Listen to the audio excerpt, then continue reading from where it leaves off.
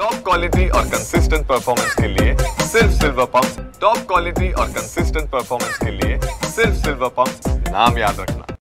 इतिहास अभ्यासक इंद्रजित सावंत यांना फोनवरून दिल्या गेलेल्या धमकीनंतर आता याचे पडसाद राज्यभर उमटताना दिसत आहेत। कोल्हापुरात देखील या सगळ्या संदर्भात मराठा समाज आता आक्रमक झाल्याचं पाहायला मिळते। धमकी देणाऱ्या व्यक्तीवर कारवाईची देखील मागणी होते। माझ्यासोबत हे सगळे मराठा समाजाचे पदाधिकारी आहेत। काय सांगाल, ज्या पद्धतीनं त्या सगळ्या संभाषणामध्ये भाषा वापरली गेली आणि मारण्याची देखील धमकी दिली?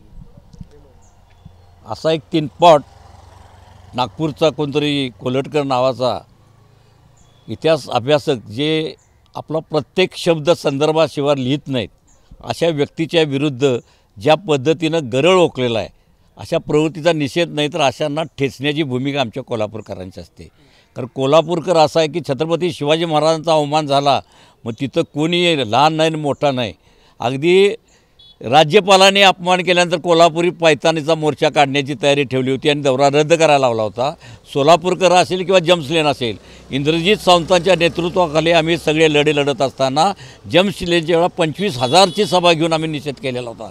आज इंद्रजित सावंत नुसते इतिहास संशोधक नाहीत तर ते रस्त्यावरचा एक कार्यकर्ता आहे। जो त्यांचा इतिहास आहे तो परखड आणि स्पष्टपणे जो अपरिचित आणि दडलेला इतिहास आहे तो सांगत असल्यामुळं ज्यांची पिलावळ त्यांच्या पूर्वजांना संभाजी महाराजांना दगाबाजी करून मारण्याचा ज्यांनी प्रयत्न केला त्या अनाजी पंतांची पिलावळ ज्यांच्या वारसा त्यांच्या पूर्वजांना हातीच्या तोंडी देऊन मारलं गेलं त्या पिलावळे आजही तोंड वर काढण्याचा प्रयत्न करतात।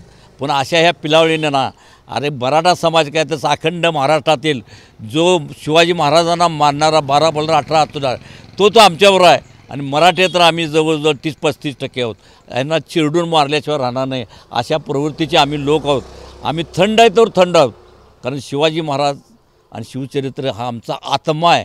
या आत्म्याला कोण धक्का लावला तर आम्ही गप्प बसणार नाही। इंद्रजित सावंतांच्या मागं समस्त महाराष्ट्र नाही तर महाराष्ट्राच्या बाहेर आणि परदेशात हजारो फॉलोअर्स आहेत ते त्यांच्या पाठीचे आहेत।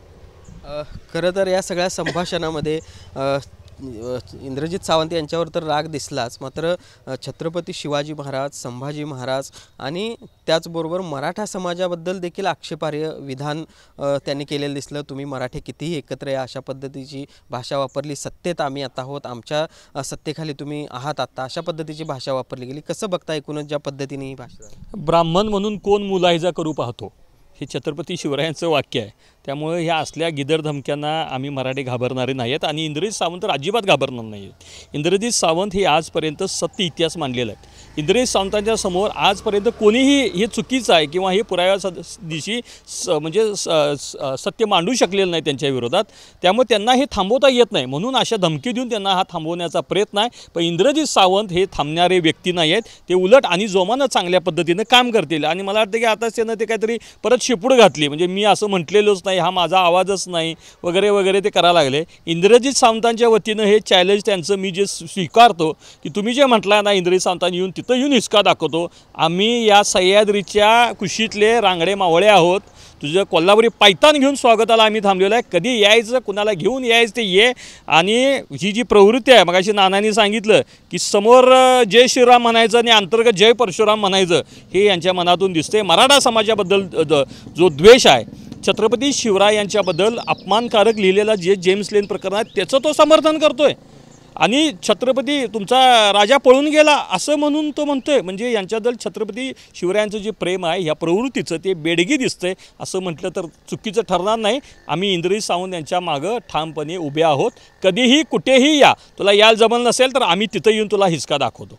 खरं तर मराठा समाजाबद्दल देखील आक्षेपार्ह विधान त्यामध्ये दिसलं। कितीही मराठी एकत्र अशा पद्धतीचं एक वक्तव्य नाही। एक तर मुळात आता कसं आहे की मराठी आम्ही एकत्र येऊन शांततेच्या मार्गानं काय करू शकतो हे जगाला आम्ही दाखवून दिलेलं आहे। त्याचं नव्यानं सांगण्याची गरज नाही। आणि बघायचं असेल ना तर या कधीही आहे मधी मुख्यमंत्री साहेबांनी असं एक वक्तव्य केलं होतं की ब्राह्मण मी आहे म्हणून मला हिणवलं जातं। मग आता ब्राह्मण मुख्यमंत्री आहे हो तोच व्यक्ती म्हणतोय जो मुख्यमंत्र्यांचं समर्थन आहे, मग आता ब्राह्मण म्हणून कोण माज करतंय हे सुद्धा माननीय मुख्यमंत्र्यांनी बघावं। म्हणजे तुमच्याच बगलबच्चे असणारे किती माजलेले आहेत किंवा सत्तेचा माज कसा आले हे या फोनवरून दिसून येतं। या सगळ्या प्रकरणी आपण आता मुख्यमंत्र्यांकडे तक्रार देखील केलेली आहे। काय नेमकी तक्रार केली आणि काय मागणी असते?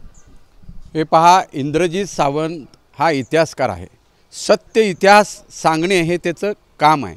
परंतु प्रशांत कोरटकर नावाचा जो काय माथेफुरू आहे हा माननीय मुख्यमंत्र्यांच्या वर्षा बंगल्यावरचा होम हवन करण्यातला पुढाकार घेणारी व्यक्ती आहे. त्यामुळं तो कोण आहे, त्याच्या मागं कोण आहे याचाही शोध होणं आवश्यक आहे. इंद्रजित सावंतच्या केसाला जरी धक्का लागला तर अखंड महाराष्ट्रातला सकल मराठा समाज गप्प बसणार नाही. तो संपूर्ण समाज हा इंद्रजित सावंतबरोबर आहे.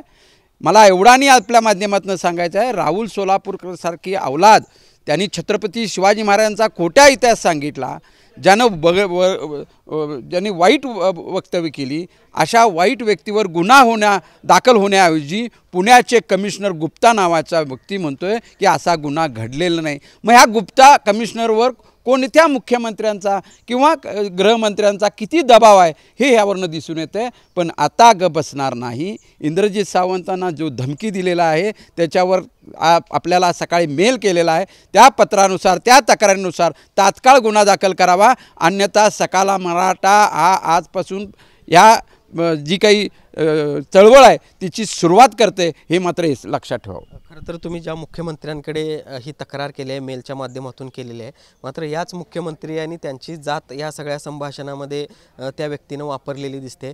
मग कारवाईची किंवा त्याच्यावर कायदेशीर कारवाई केली जाईल अशी अपेक्षा वाटते का तुम्हाला, तसा विश्वास वाटतो? हे पहा, मुख्यमंत्री हे संविधानाची शपथ घेतलेले आहेत. मुख्यमंत्री तथा गृहमंत्री हे असं ब्राह्मण मराठा मुस्लिम जातभेद करतील असं प्रामाणिकपणे मला वाटत नाही आहे. तरी पण काही अशा प्रवृत्ती जशा हिंदू मुस्लिममध्ये वाद लावायचा प्रयत्न केला तसं ब्राह्मण मराठ्यांच्यामध्ये वाद निर्माण करण्याच्या या प्रवृत्ती आहेत, या प्रवृत्ती ठेचल्या पाहिजेत. मुख्यमंत्री याबाबत तात्काळ दखल घेतील ही एक अपेक्षा आहे. पाहिलं आपण कशा पद्धतीनं या सगळ्या धमकी प्रकरणानंतर कोल्हापुरातील मराठा समाजाच्या प्रतिक्रिया आहेत. एका बाजूला या सगळ्या संदर्भात दिलीप देसाई यांनी आपल्या प्रजासत्ताक संस्थेच्या माध्यमातून मुख्यमंत्र्यांना मेलद्वारे या संदर्भात तक्रार देखील केलेली आहे, कायदेशीर कारवाईची मागणी देखील केलेली आहे आणि त्यामुळं ही कायदेशीर कारवाई लवकरात लवकर करावी, अन्यथा राज्यभरामध्ये उद्रेक होईल अशा पद्धतीचा इशारा देखील या निमित्तानं कोल्हापुरातील मराठा समाजानं दिलेला आहे. जर्नलिस्ट सुनील काटकरचं भूषण पाटील, TV9 मराठी, कोल्हापूर.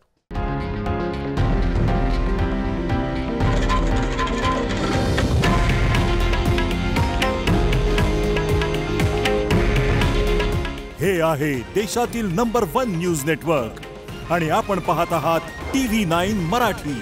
काळजी तुमची, हित महाराष्ट्राचं.